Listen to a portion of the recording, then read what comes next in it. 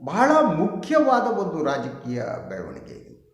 ಹಾಗೆಯೇ ಕರ್ನಾಟಕ ರಾಜಕಾರಣದ ಒಳ ಸತ್ಯಗಳನ್ನು ಹೊರಹಾಕುವಂಥದ್ದು ಇದು. ಎಸ್, ನಿನ್ನೆ ಕಾಂಗ್ರೆಸ್ ಪಕ್ಷದ ಹಿರಿಯ ನಾಯಕರು, ವಯೋವೃದ್ಧ ನಾಯಕರಾದಂಥ ಶಾಮನೂರು ಶಿವಶಂಕರಪ್ಪನವರು ಒಂದು ಹೇಳಿಕೆಯನ್ನು ನೀಡಿದರು. ಇಂತಹ ಅವರು ಹೇಳಿಕೆಯನ್ನು ನೀಡಿರುವುದು ಇದು ಮೊದಲ ಬಾರಿಯಲ್ಲ, ಆದರೆ ಇದು ಕರ್ನಾಟಕ ರಾಜಕಾರಣದವನ್ನು ಬೆತ್ತಲೆಗೊಳಿಸ್ತಾ ಹೋಗ್ತಾ ಇದೆ. ಆ ಕಾರಣಕ್ಕೆ ಇದು ಬಹಳ ಮಹತ್ವವಾದ್ದು. ಒಳ ರಾಜಕಾರಣ, ಒಳ ಒಪ್ಪಂದಗಳು, ಜಾತಿ ರಾಜಕಾರಣ, ಮೋಸದ ರಾಜಕಾರಣ, ಈ ಎಲ್ಲ ಅಂಶಗಳನ್ನು ಈ ಹೇಳಿಕೆ ಬೆತ್ತಲೆಗೊಳಿಸಿದೆ. ಅಂದರೆ ಕರ್ನಾಟಕ ರಾಜಕಾರಣದಲ್ಲಿ ಪಕ್ಷವನ್ನು ಮೀರಿ ಜಾತಿ ಹೇಗೆ ಕೆಲಸ ಮಾಡುತ್ತೆ, ಪಕ್ಷವನ್ನು ಮೀರಿ ವೈಯಕ್ತಿಕ ಲಾಭ ಅನ್ನೋದು ಹೇಗೆ ಮುಖ್ಯ ಆಗುತ್ತೆ, ಈ ಎಲ್ಲ ಅಂಶಗಳನ್ನು ಈ ಹೇಳಿಕೆ ಹೊರಗಿದೆ. ಆ ಕಾರಣಕ್ಕಾಗಿ ಇವತ್ತಿನ ನ್ಯೂಸ್ ಮತ್ತು ವ್ಯೂಸ್ನಲ್ಲಿ ನಾನು ಈ ವಿಚಾರವನ್ನು ಎತ್ಕೊಂಡಿದ್ದೇನೆ. ಈ ನ್ಯೂಸ್ನ ಬಗ್ಗೆ ನನ್ನ ವ್ಯೂಸನ್ನು ತಮಗೆ ತಲುಪಿಸ್ತೀನಿ. S, fine. ಹಾಗಿದ್ದರೆ ಶಾಮನೂರು ಶಿವಶಂಕರಪ್ಪನವರು ನೀಡಿದ ಹೇಳಿಕೆ ಏನದು? ಅವರು ಒಂದು ಕಾರ್ಯಕ್ರಮದಲ್ಲಿ ಹೇಳಿದರು. ಅದೇನೆಂದರೆ, ಶಿವಮೊಗ್ಗದ ಲೋಕಸಭಾ ಸದಸ್ಯರಾಗಿರುವಂಥ ರಾಘವೇಂದ್ರ ಅವರೇನಿದ್ದಾರೆ, ಯಡಿಯೂರಪ್ಪನವರ ಪುತ್ರರತ್ನ, ಅವರನ್ನು ಪುನರಾಯ್ಕೆ ಮಾಡಬೇಕು. ಇದು ಅವರ ಹೇಳಿಕೆ. ಇದು ಮೇಲ್ನೋಟಕ್ಕೆ ನೋಡುವಷ್ಟು ಸರಳವಾದುದಲ್ಲ. ಶಾಮನೂರು ಶಿವಶಂಕರಪ್ಪ ಈ ಹೇಳಿಕೆಯನ್ನು ನೀಡುವ ಮೂಲಕ ಕಾಂಗ್ರೆಸ್ನ ಹಿರಿಯ ನಾಯಕರು BJP ಅಭ್ಯರ್ಥಿಯ ಪರವಾಗಿ ಪ್ರಚಾರ ಮಾಡಿದ್ದಾರೆ. ಇದು ಪಕ್ಷ ವಿರೋಧಿಯಾದ ಹೇಳಿಕೆ ಅಲ್ವಾ? ಅದ್ರ ಬಗ್ಗೆನೂ ಚರ್ಚೆ ಮಾಡೋಣ. ಶಾಮನೂರು ಶಿವಶಂಕರಪ್ಪನವರು ಪಕ್ಷ ವಿರೋಧಿಯಾದ ಹೇಳಿಕೆಯನ್ನು ನೀಡ್ತಾ ಇರೋದು ಇದು ಮೊದಲ ಬಾರಿ ಅಲ್ವೇ ಅಲ್ಲ. ಅವರು ಹಲವು ಸಂದರ್ಭದಲ್ಲಿ ರಿಬೆಲ್ನಂತೆ ಕಾಣಿಸಿಕೊಂಡಿದ್ದಾರೆ.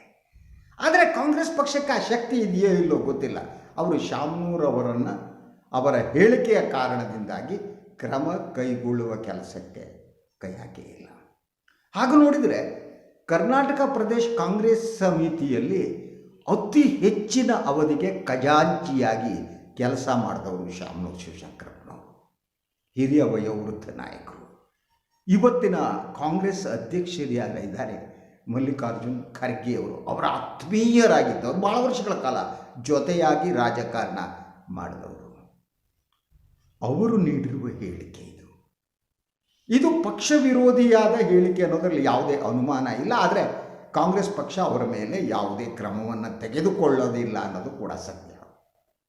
ಆದರೆ ಈ ಹೇಳಿಕೆ ರಾಜಕೀಯ ಪಕ್ಷ ನಿಷ್ಠೆಯನ್ನು ಮೀರಿದ ಒಂದು ರಾಜಕಾರಣ ಕರ್ನಾಟಕದ ಒಳಗಡೆ ನಡೆಯುತ್ತೆ ಅನ್ನೋದನ್ನು ಇದು ಬೆತ್ತಲೆಗೊಳಿಸುತ್ತೆ.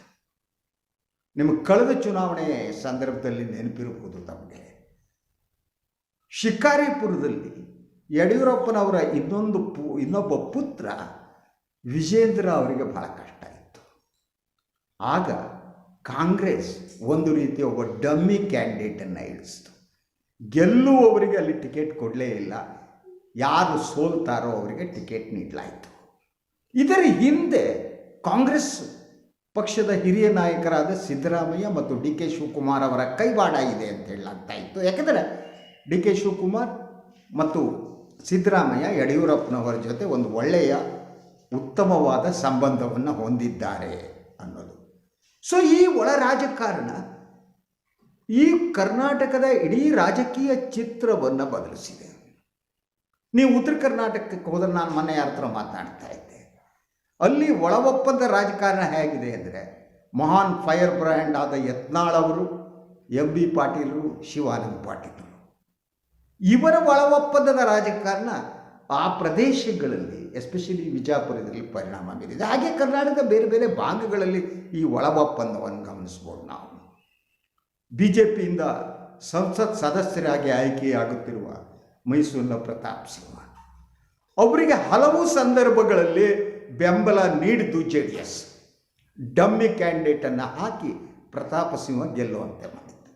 ಒಂದು ಕಡೆ ಹೇಳಿದ್ರಂತೆ ದೇವೇಗೌಡರು, ಏನೋ ಬಿಡಿ ನಮ್ಮ ಹುಡುಗ ಅವನು. ನಮ್ಮ ಹುಡುಗ ಅಂದ್ರೇನು? ನಮ್ಮ ಜಾತಿಯವನು, ಅಷ್ಟೇ. ನಮ್ಮ ಹುಡುಗ ನಮ್ಮ ಜಾತಿಯವನು, ಅವನನ್ನು ಗೆಲ್ಲಿಸ್ತಾ ಬಂದಿತ್ತು. ಹೀಗೆ ಹಲವು ಉದಾಹರಣೆಗಳನ್ನು ನಾವು ಕೊಡ್ಬೋದು, ಬಟ್ ಅದರ ಬಗ್ಗೆ ಚರ್ಚೆ ಮಾಡೋದಕ್ಕೆ ಇಲ್ಲಿ ಸಮಯ ಇಲ್ಲ. ಆದರೆ ಈಗ ಬಹಳ ಸ್ಪಷ್ಟವಾಗಿ ಶಾಮನೂರು ಶಿವಶಂಕರಪ್ಪನವರು ಪಕ್ಷ ನಿಷ್ಠೆಗಿಂತ ತಮ್ಮ ರಾಜಕೀಯ ನಿಷ್ಠೆ, ಜಾತಿ ನಿಷ್ಠೆಯನ್ನು ಪ್ರದರ್ಶಿಸಿದ್ದಾರೆ. ಮತ್ತು ಬಹುತೇಕ ಯಡಿಯೂರಪ್ಪ ಮತ್ತು ಶಾಮನೂರವರ ನಡುವೆ ಒಳ್ಳೆಯ ಸಂಬಂಧ ಇದೆ. ಹಲವು ವೀರಶೈವ ಲಿಂಗಾಯತ ನಾಯಕರುಗಳೇನಿದ್ದಾರೆ ಅವರಿಗೆ ವೈಯಕ್ತಿಕ ಸಂಬಂಧಗಳಿದೆ. ಅಂದರೆ ಅವರು ಕಾಂಗ್ರೆಸ್ನಲ್ಲಿದ್ದರೆ BJPಯಲ್ಲಿರುವ ಯಾರೋ ನಾಯಕರಿಗೆ ಮಗಳು ಕೊಡೋದು, ಮಗಳು ತಂದುಕೊಳ್ಳೋದು, ಇಂಥದ್ದೆಲ್ಲ ನಡೆಸಿರಿ, ಇದು ನಡೀಲಿ, ಇದೇನು ಬೇಡ ಅಂತ ಹೇಳ್ತಾರೆ. ಆದರೆ ಪಕ್ಷ ನಿಷ್ಠೆಯನ್ನು ಮೀರಿದ ಈ ವ್ಯಕ್ತಿಗತವಾದ ನಿಷ್ಠೆ ರಾಜಕೀಯ ಪಕ್ಷಗಳನ್ನು ದುರ್ಬಲಗೊಳಿಸ್ತಾ, ನಾಶಗೊಳಿಸ್ತಾ ಇರುವುದು ಅಂತ. ಈ ಒಳ ಒಪ್ಪಂದಗಳೇನಿವೆ ಇದು ಇಡೀ ಕರ್ನಾಟಕ ರಾಜಕೀಯ ಚಿತ್ರಣವನ್ನು ಬದಲಿಸ್ತಾ ಮೌಲ್ಯವನ್ನು ಕುಸಿಯುವಂತೆ ಮಾಡ್ತಾ ಇದೆ. ನನಗೆ ಇದ್ರ ಬಗ್ಗೆ ಬೇಸರ ಆಗೋದು ಯಾಕೆ ಗೊತ್ತಾ? ಸಾಮಾನ್ಯ ಗ್ರಾಮಾಂತರ ಪ್ರದೇಶದಲ್ಲಿ ಪಕ್ಷವನ್ನು ಯಾವ ರೀತಿ ಕಾರ್ಯಕರ್ತರು ಕಟ್ಟು ಬೆಳೆಸ್ತಾರೆ ಅಂದರೆ ಅಲ್ಲಿ ಹೊಡೆದಾಟಗಳಾಗ್ತವೆ, ಹೆಣಗಳು ಉರುಳಿವೆ. ಆದರೆ ಅವರು ಪಕ್ಷ ನಿಷ್ಠೆಯನ್ನು ಬಿಡಲ್ಲ. ನನ್ನ ಪಕ್ಷ, ಇದು ನನ್ನ BJP, ಇದು ನನ್ನ ಕಾಂಗ್ರೆಸ್, ಇದು ನನ್ನ JDS ಅಂತ ಕೆಲಸ ಮಾಡುವ ಕಾರ್ಯಕರ್ತರಿದಾರಲ್ಲ, ಅವರನ್ನು ಬಲಿ ಹಾಕ್ತಿದ್ದೀರಿ ನಿಮ್ಮ ಒಪ್ಪಂದದ ರಾಜಕಾರಣದ ಮೂಲಕ. ಆ ಒಂದು ಚಿತ್ರವನ್ನು, ಆ ಒಂದು ಸತ್ಯವನ್ನು ಇವತ್ತು ಸನ್ಮಾನ್ಯ ಶಾಮನೂರು ಶಿವಶಂಕರಪ್ಪ ಅವರು ಹೊರಹಾಕಿದ್ದಾರೆ. ಹಾಗೆ ನೋಡಿದರೆ ಈ ಹೊಂದಾಣಿಕೆಯ ರಾಜಕಾರಣ ಹೊಸದಲ್ಲ, ಶಾಮನೂರು ಅವರು ಮಾಡ್ತಾ ಬಂದಿದ್ದಾರೆ. ಆದರೆ ಇವತ್ತಿನ ಸಂದರ್ಭದಲ್ಲಿ, ಇವತ್ತಿನ ಲೋಕಸಭಾ ಚುನಾವಣೆ ಬರ್ತಾ ಇದೆ, ಮೋದಿಯವರನ್ನು ಟಕ್ಕರ್ ಕೊಡಬೇಕು ಅವರಿಗೆ ಅನ್ನೋ ಕಾರಣಕ್ಕಾಗಿ NDA ಮಿತ್ರಕೂಟ ರೆಡಿಯಾಗಿದೆ. ಮಧ್ಯೆ ಕೆಲವು ಕಳಚಿ ಹೋಗ್ತಿದ್ದಾರೆ. ಕಾಂಗ್ರೆಸ್ ಒಂದು ರೀತಿಯ ದುರಂತದ ಸ್ಥಿತಿ ಇದೆ. ಇಂಥ ಸಿಚುವೇಷನ್ನಲ್ಲಿ ಕರ್ನಾಟಕದಲ್ಲಿ ಕನಿಷ್ಠ 20 ಸ್ಥಾನವನ್ನು ಗೆಲ್ತೀವಿ ಅಂಥೇಳಿ ಮುಖ್ಯಮಂತ್ರಿ ಸಿದ್ದರಾಮಯ್ಯ ಮತ್ತು ಉಪಮುಖ್ಯಮಂತ್ರಿ ಸನ್ಮಾನ್ಯ DK ಶಿವಕುಮಾರ್ ಅವರು ಹೇಳ್ತಿದ್ದಾರೆ. ಆದರೆ ಅದು ಸಾಧ್ಯ ಇಲ್ಲ ಎನ್ನುವ ಯತ್ನಗಳನ್ನು ತೋರಿಸ್ತಾ ಇದೆ. ಅನುಮಾನ ಬೇಕಾಗಿಲ್ಲ. ಇನ್ಯಾರೋ ಒಬ್ಬ ಕ್ಯಾಂಡಿಡೇಟ್, BJP ಕ್ಯಾಂಡಿಡೇಟ್ ಹತ್ರ ನಾನು ಮಾತಾಡ್ತಾ, ಉತ್ತರ ಕರ್ನಾಟಕದವರು, ಅವರು ಹೇಳಿದ್ರು, ನನಗೆ ಟಿಕೆಟ್ ನೀಡಿದರೆ ಕಾಂಗ್ರೆಸ್ನ ಹಲವು ನಾಯಕರ ಹೆಸರು ಹೇಳಿ ಅವರು ನಮಗೆ ಬೆಂಬಲ ಕೊಡ್ತಾರೆ ಅಂತಂದರು. ಯಾಕೆ ಸುಮ್ಮನೆ ಕಾರ್ಯಕರ್ತರು ಬಲಿ ಮಾಡ್ತೀರಿ ನೀವು? ಯಾಕೆ ಅವ್ರಿಗೆ ಅನ್ಯಾಯ ಮಾಡ್ತೀರಿ? ನಿಮ್ಮ ವೈಯಕ್ತಿಕ ಲಾಭಕ್ಕಾಗಿ ಪಕ್ಷ ನಿಷ್ಠೆಯನ್ನು ಬಿಟ್ಟು ವ್ಯಕ್ತಿಗತ ನಿಷ್ಠೆಯ ರಾಜಕಾರಣ, ಯಾವ ತತ್ವ ಮೌಲ್ಯ ಯಾವುದೂ ಇಲ್ಲದ ರಾಜಕಾರಣ, ಆ ರಾಜಕಾರಣವನ್ನು ಇವತ್ತು ಬೆತ್ತಲೆಗೊಳಿಸಿದವರು ಶಾಮನೂರು ಶಿವಶಂಕರಪ್ಪನವರು. ಅವರು ಹಿರಿಯ ನಾಯಕರು, ಅವರು ಮಗ ಸಚಿವರಾಗಿದ್ದಾರೆ. ಇಂಥ ಸ್ಥಿತಿಯಲ್ಲಿ ಮುಖ್ಯಮಂತ್ರಿ ಮತ್ತು ಉಪಮುಖ್ಯಮಂತ್ರಿ ಹೇಳುವ 20 ಸ್ಥಾನ 18 ಸ್ಥಾನ ಗೆಲ್ತೀವಿ ಅನ್ನೋದು ಈ ಒಪ್ಪಂದದ ರಾಜಕಾರಣದಿಂದ ಸಾಧ್ಯ ಆಗಲ್ಲ. ಅಲ್ಟಿಮೇಟ್ಲಿ ಒಂದು ಕಡೆ ನೀವು ಕಾರ್ಯಕರ್ತರಿಗೆ ಮೋಸ ಮಾಡ್ತಿದ್ದೀರಿ, ಅವರ ಕುತ್ತಿಗೆ ಕೊಯ್ತಾ ಇದ್ದೀರಿ ಶಾಮನೂರವರೇ. ಇನ್ನೊಂದು ಕಡೆ ಪಕ್ಷದ ಅಧ್ಯಕ್ಷರಾದ ಖರ್ಗೆಯವರು, ರಾಹುಲ್ ಗಾಂಧಿಯವರು, ಸೋನಿಯಾ ಗಾಂಧಿಯವರು, ಅವರ ಎಲ್ಲರ ಕುತ್ತಿಗೆಯನ್ನು ಕೊಯ್ತಾ ಇದ್ದೀರಿ, ಒಪ್ಪಂದ ರಾಜಕಾರಣವನ್ನು ಪ್ರದರ್ಶಿಸ್ತಾ. ಈಗ ನನ್ನ ಮುಂದಿರುವ ಪ್ರಶ್ನೆ, ಈ ಒಪ್ಪಂದದ ರಾಜಕಾರಣವನ್ನು ತಡೆಯುವುದು ಸಾಧ್ಯ ಆಗಬೇಕಾದರೆ ಮೊದಲು ಇಂಥ ಹೇಳಿಕೆ ನೀಡಿ ಒಳ ಒಪ್ಪಂದ ಮಾಡುವವರ ವಿರುದ್ಧ ಕ್ರಮ ಕೈಗೊಳ್ಳಬೇಕು.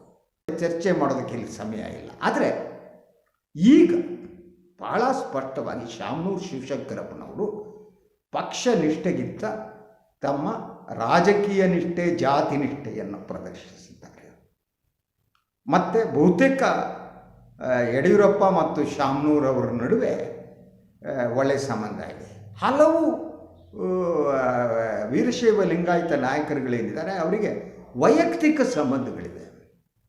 ಅಂದರೆ ಅವರು ಕಾಂಗ್ರೆಸ್ನಲ್ಲಿದ್ದರೆ BJPಯಲ್ಲಿರುವ ಯಾರೋ ನಾಯಕರಿಗೆ ಮಗಳು ಕೊಡೋದು, ಮಗಳು ತಂದುಕೊಳ್ಳೋದು, ಇಂಥದ್ದೆಲ್ಲ ನಡೆಸಿರಿ, ಇದು ನಡೀಲಿ, ಇದೇನು ಬೇಡ ಅಂತ ಹೇಳ್ತಾರೆ. ಆದರೆ ಪಕ್ಷ ನಿಷ್ಠೆಯನ್ನು ಮೀರಿದ ಈ ವ್ಯಕ್ತಿಗತವಾದ ನಿಷ್ಠೆ ರಾಜಕೀಯ ಪಕ್ಷಗಳನ್ನು ದುರ್ಬಲಗೊಳಿಸ್ತಾ, ನಾಶಗೊಳಿಸ್ತಾ ಇರುವುದು ಅಂತ. ಈ ಒಳ ಒಪ್ಪಂದಗಳೇನಿವೆ ಇದು ಇಡೀ ಕರ್ನಾಟಕ ರಾಜಕೀಯ ಚಿತ್ರಣವನ್ನು ಬದಲಿಸ್ತಾ ಮೌಲ್ಯವನ್ನು ಕುಸಿಯುವಂತೆ ಮಾಡ್ತಾ ಇದೆ. ನನಗೆ ಇದ್ರ ಬಗ್ಗೆ ಬೇಸರ ಆಗೋದು ಯಾಕೆ ಗೊತ್ತಾ? ಸಾಮಾನ್ಯ ಗ್ರಾಮಾಂತರ ಪ್ರದೇಶದಲ್ಲಿ ಪಕ್ಷವನ್ನು ಯಾವ ರೀತಿ ಕಾರ್ಯಕರ್ತರು ಕಟ್ಟು ಬೆಳೆಸ್ತಾರೆ ಅಂದರೆ ಅಲ್ಲಿ ಹೊಡೆದಾಟಗಳಾಗ್ತವೆ, ಹೆಣಗಳು ಉರುಳಿವೆ. ಆದರೆ ಅವರು ಪಕ್ಷ ನಿಷ್ಠೆಯನ್ನು ಬಿಡಲ್ಲ. ನನ್ನ ಪಕ್ಷ, ಇದು ನನ್ನ BJP, ಇದು ನನ್ನ ಕಾಂಗ್ರೆಸ್, ಇದು ನನ್ನ JDS ಅಂತ ಕೆಲಸ ಮಾಡುವ ಕಾರ್ಯಕರ್ತರಿದಾರಲ್ಲ, ಅವರನ್ನು ಬಲಿ ಹಾಕ್ತಿದ್ದೀರಿ ನಿಮ್ಮ ಒಪ್ಪಂದದ ರಾಜಕಾರಣದ ಮೂಲಕ. ಆ ಒಂದು ಚಿತ್ರವನ್ನು, ಆ ಒಂದು ಸತ್ಯವನ್ನು ಇವತ್ತು ಸನ್ಮಾನ್ಯ ಶಾಮನೂರು ಶಿವಶಂಕರಪ್ಪ ಅವರು ಹೊರಹಾಕಿದ್ದಾರೆ. ಹಾಗೆ ನೋಡಿದರೆ ಈ ಹೊಂದಾಣಿಕೆಯ ರಾಜಕಾರಣ ಹೊಸದಲ್ಲ, ಶಾಮನೂರು ಅವರು ಮಾಡ್ತಾ ಬಂದಿದ್ದಾರೆ. ಆದರೆ ಇವತ್ತಿನ ಸಂದರ್ಭದಲ್ಲಿ, ಇವತ್ತಿನ ಲೋಕಸಭಾ ಚುನಾವಣೆ ಬರ್ತಾ ಇದೆ, ಮೋದಿಯವರನ್ನು ಟಕ್ಕರ್ ಕೊಡಬೇಕು ಅವರಿಗೆ ಅನ್ನೋ ಕಾರಣಕ್ಕಾಗಿ NDA ಮಿತ್ರಕೂಟ ರೆಡಿಯಾಗಿದೆ. ಮಧ್ಯೆ ಕೆಲವರು ಕಳಚಿ ಹೋಗ್ತಿದ್ದಾರೆ. ಕಾಂಗ್ರೆಸ್ ಒಂದು ರೀತಿಯ ದುರಂತದ ಸ್ಥಿತಿ ಇದೆ. ಇಂಥ ಸಿಚುವೇಷನ್ನಲ್ಲಿ ಕರ್ನಾಟಕದಲ್ಲಿ ಕನಿಷ್ಠ 20 ಸ್ಥಾನವನ್ನು ಗೆಲ್ತೀವಿ ಅಂಥೇಳಿ ಮುಖ್ಯಮಂತ್ರಿ ಸಿದ್ದರಾಮಯ್ಯ ಮತ್ತು ಉಪಮುಖ್ಯಮಂತ್ರಿ ಸನ್ಮಾನ್ಯ DK ಶಿವಕುಮಾರ್ ಅವರು ಹೇಳ್ತಿದ್ದಾರೆ. ಆದರೆ ಅದು ಸಾಧ್ಯ ಇಲ್ಲ ಎನ್ನುವ ಈ ಯತ್ನಗಳನ್ನು ತೋರಿಸ್ತಾ ಇದೆ. ಅನುಮಾನ ಬೇಕಾಗಿಲ್ಲ. ಇನ್ಯಾರೋ ಒಬ್ಬ ಕ್ಯಾಂಡಿಡೇಟ್, BJP ಕ್ಯಾಂಡಿಡೇಟ್ ಹತ್ರ ನಾನು ಮಾತಾಡ್ತಾ ಉತ್ತರ ಕರ್ನಾಟಕದವರು, ಅವರು ಹೇಳಿದ್ರು, ನನಗೆ ಟಿಕೆಟ್ ನೀಡಿದರೆ ಕಾಂಗ್ರೆಸ್ನ ಹಲವು ನಾಯಕರ ಹೆಸರು ಹೇಳಿ ಅವ್ರು ನಮಗೆ ಬೆಂಬಲ ಕೊಡ್ತಾರೆ ಅಂತಂದರು. ಯಾಕೆ ಸುಮ್ಮನೆ ಕಾರ್ಯಕರ್ತರು ಬಲಿ ಮಾಡ್ತೀರಿ ನೀವು? ಯಾಕೆ ಅವ್ರಿಗೆ ಅನ್ಯಾಯ ಮಾಡ್ತೀರಿ?